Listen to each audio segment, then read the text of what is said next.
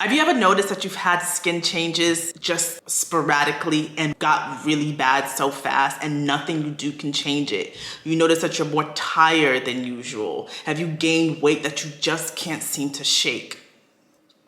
First, my name is Irregular. I am a board certified women's health nurse practitioner. And here we talk about all things related to women's health in hopes of using it to optimize our health. Let's get started. Today, we're gonna be talking about 5 possible signs of hormonal imbalance, okay? Let's talk really quickly about hormones and what hormones are. Hormones are the body's chemical messenger. These are chemicals that are produced in the brain and then they are dispersed all throughout other organs in the body to help literally determine how those organs function. It helps your organs do what it's supposed to do. So when your hormones are not balanced, it throws things out of whack. So let's talk about 5 signs of hormonal imbalance related to women's health, okay? So the first sign is, you guessed it, irregular menstrual cycle. That is the number 1 sign that something is going on with your reproductive hormones, because we literally need our hormones to balance our menstrual cycle, our monthly cycle every month. So if it's not regular, meaning you are not getting a period every month, something is going on with your hormones. Okay, number 2 is weight gain. Now I'm not talking about weight gain where you've been picking up a few more calories than usual, you're not really exercising as much as you used to, but something about this weight just seems to be packing on and you just can't shake it. Now that is a possible sign of hormonal imbalance, but not just our female hormones, also hormones such as like our thyroid hormones, because that also has a hand in our reproductive hormones as well. A lot of times they do correlate and they do go hand in hand. Number 3, acne. And not just regular acne, but hormonal acne. Now, a sign that your acne are hormonal acne is where they come into play. So when they come around the chin area and you can kind of see that they are just coming right here. Me, I know for a fact that when I have a lot of acne here, something is going on with my hormones. And a little bit of history about me, I relatively have okay skin as long as I don't really do anything to it. But there are periods of times where my skin really gets out of control. And I started really paying attention to my body. I'm like, what is going on? And they would pack on right here. It would just be like around my chin area. My skin was rough. There was just nothing much that I can do to it. Every single thing was just causing it to go out of whack. There was no facial treatment that I could do to help it. And then I started to essentially eat better and exercise, which we'll talk about ways to fix hormonal imbalance later on in the video. Now the 4th one, low libido. Now this one is very important. I feel like it's a huge indicator of a hormonal imbalance simply because there are times during your monthly cycle that you are supposed to have a high libido because your body simply wants to get you pregnant. Remember in our previous video, which I discussed extensively in a video called Fertility Awareness Method, which talks about how our body literally prepares us to be pregnant every month. One of our hormones, estrogen, simply increases to give us the desire to want to reproduce, and a lot of the side effects of that is having high libido. So when you notice that you don't have libido, not during your follicular phase, not when you're ovulating, no time at all, that is a possible sign of hormonal imbalance, because you are definitely, at least once during your month, you are supposed to have an increased drive. Okay, number 5, fatigue. If you notice that you just can't shake your tiredness, like not a coffee can help you in the world, honey. You done drank 4 shots of espresso like me and nothing is shaking your tiredness. You wake up exhausted. Like you wake up feeling so run down already and you haven't done anything. There's nothing you can do. Every day you just feel like you are exhausted and you're sleepy and you're tired, and also you can feel the tiredness in your bones. That is a possible sign of hormonal imbalance. Okay, so those are 5 signs of hormonal imbalance. There are lots more, but those are the 5 that I wanted to go over today because those are the 5 that I have experienced as well. Okay, so now let's talk about how to fix this hormonal imbalance. Ooh, y'all gonna know. You already know the first one. You already know the first one. Diet. Now, On this channel, we're gonna talk a lot about diet, okay? Diet is one of the single most important things you can do for your health. A healthy diet goes a long way. Now, I know that in the culture of, bottomless mimosas, Taco Tuesdays, okay? All you can eat buffet, diet has been something that's been essentially just looked at as if it's not important. But let's think about it. If we do not eat, we don't live, right? So in the same breath, if we do not eat well, things happen in our body, repercussions happen in our body, things start to go misaligned, okay? Diet is so important, and unfortunately in this culture that we live in, it just seems as if it's just like, oh, drive through, let's hurry up, let's go. The importance of feeding your body is non-existent because we're so busy, and it's understandable, but I think we need to start getting back to how significant every single thing that you put into your body is either feeding disease or it's preventing disease. Okay, now let me make it a little bit more deeper for you in regards to this. Our body is a non-stop working machine. From the day we are born to the day we die, our organs are always working, even when we're sleeping. It is always working. Your heart's always pumping. Your lungs are always breathing. It is always working. Your brain is always working, okay?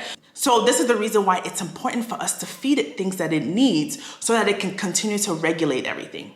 Now, the things you can do when you are 16, let me tell you, when I was 16, let me tell you, my meal of choice, my meal of choice was, I used to have McDonald's, Wendy's, oh, this is so bad, and Burger King around my neighborhood. So literally my lunch every day was, I would get a double cheeseburger, I would get a McChicken from McDonald's, because that was my thing. I would get Burger King's fries. I really loved Burger King's fries for some reason. I would get Burger King's fries, and I would go to Wendy's and I would get their Frosty.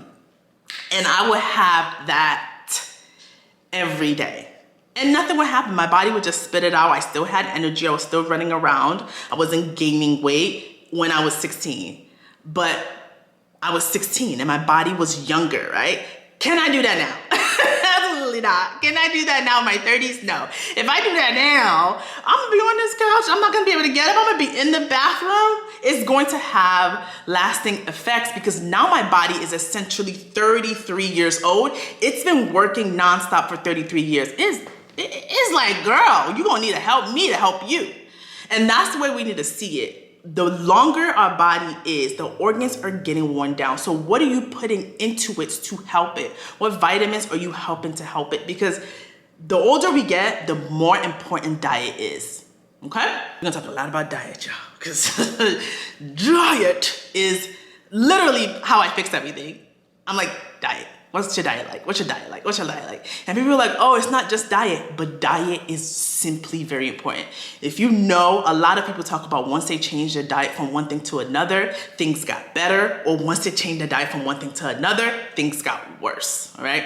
I remember somebody was telling me that they quit smoking, but they picked up food instead to kind of fill that void. And they started having, and then they got diabetes, got hypertension. I'm not saying smoking is better because smoking is a slow killer, but it's just deep in how diet is also on the same cusp essentially as smoking. It's even worse in some situations, okay? Okay, so a balanced diet that consists of complex carbs, protein, healthy fat, high fiber, balances your sugar levels, and balancing your sugar levels is very important in your body, okay? And then it also regulates your hunger cue hormones, so your leptin and your ghrelin telling you when you are full. A balanced diet also regulates your sex hormones, so it helps with the low libido, and it also helps with your stress hormones. And my favorite thing of all, it balances your gut. If your social media is anything like mine, gut hormones are all over the place. Everybody, gut health, gut health, gut health, gut health. And we're learning more and more that gut health is so important, right? Because when your gut is out of whack and you're not digesting properly, that actually causes a whole lot of issues in the body.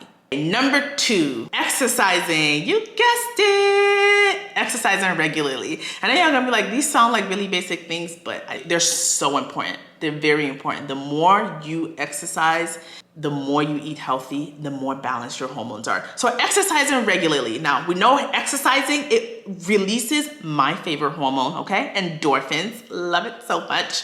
Endorphins is our happy hormones, and who doesn't want to be happy? So outside of that, that's even one side of it. It also regulates your cortisol, stress hormone, which y'all gonna hear a lot about cortisol. Cortisol is a big hormone disruptor. It needs to be balanced. Your stress hormone needs to be balanced because it just causes everything out of whack. And exercise helps with that. It also helps with weight management, and it also helps regulate your sugar as well. Diet and exercise go hand in hand, okay? All right, number 3, managing your stress. I know this one, y'all gonna be like, oof, how do we do this one? I'm not even gonna lie to you. Yes, I get it, I understand, especially in our hustle and bustle culture. 9 to 5, only have weekends, only Saturday, and then Sunday. We just getting ready for the next week. It's constant. Our stress level is literally always here, and it's exhausting, but it's important for you to try your hardest to find a healthy stress reliever. That is what I knew that I had to do for me, because it's really hard for you to like eliminate stress. It's not possible unless you live on an island, yeah. And even then, you may still be stressed. For me, what I did was I turned my stress reliever from eating to exercising, and that's helped me immensely. I started changing my habits, my bad habits surrounding stress. I really try my hardest. I pray, talk to people who would encourage me, the best you can. Talk to God, just find a healthy balance. Watch some 90s sitcoms, okay? If you like me, you love Girlfriend, slide in the comment below, because you my people. I put on my favorite Girlfriend episodes and just forget whatever it is that's going on, or try my hardest to. Just try to decompress, try to relax, and try to manage your stress. Find healthy ways to relieve your stress. Because remember that cortisol level, when it is too high, everything is out of whack. The body is not balanced when the cortisol is too high, which can cause long-lasting issues, which can then lead to stroke. So yeah, stress management is a big one. It's a big one. And I understand it's not easy, but it's something that we have to try our hardest to do. Okay, number 4, getting good quality, beautiful, amazing, relaxing sleep. Woo! Y'all gonna be like, these are like basic things, but it's simple how if we do these things, our body would do what it needs to do. Sleeping, getting quality sleep is so important in a world where the entrepreneurs of the world say, if you sleeping, you're not making money. If you sleeping or whatever, you need to be working 24/7. You need to be going so you can be a millionaire. Well, you're gonna be a millionaire and then you're not gonna enjoy it because you're not gonna feel well, right? You have to rest. Remember what we talked about when your body is always on the go. When you're sleeping, your organs, that's the only time they simply get to rest, right? That's the only time that you're not doing several things at a time. The brain, during your sleep, its main job is to regulate hormones, is to release hormones, is to pretty much get everything going. It's a computer. It is putting things together when you were sleeping. So when you cut that sleep short, it didn't do everything that it's supposed to do. So a good 8 hours, okay? Let me tell you, when my kids get to sleep around 8, give me about 30 minutes, I'm in bed too, okay? And I know us mamas, we wanna use that time when our kids are asleep as our me time. And I get it, trust me, I understand. But try your hardest to get a good 7 to 8 hours sleep. Try your hardest, okay? This will really help with your long-term health. Okay, last but certainly not least, which we touched on, smoking. Now this one, I don't even really have to touch much on. Smoking just disrupts every hormone, especially our reproductive hormones as well. It just knocks things out of balance. It disrupts our thyroid. It disrupts our reproductive hormones. It just messes everything up. Smoking, we know, is not good, conducive for our health in every way, So if you do, try your hardest to decrease it and then in turn hope to eliminate it completely. Okay, so those are 5 signs of hormonal balance and how to balance them. If you have any comments, anything you'd like to add, leave a comment down below. Also, if you like anything you'd like for me to make videos on related to women's health, let me know and I definitely will. Once again, thank you so much for watching. I'll see you next time.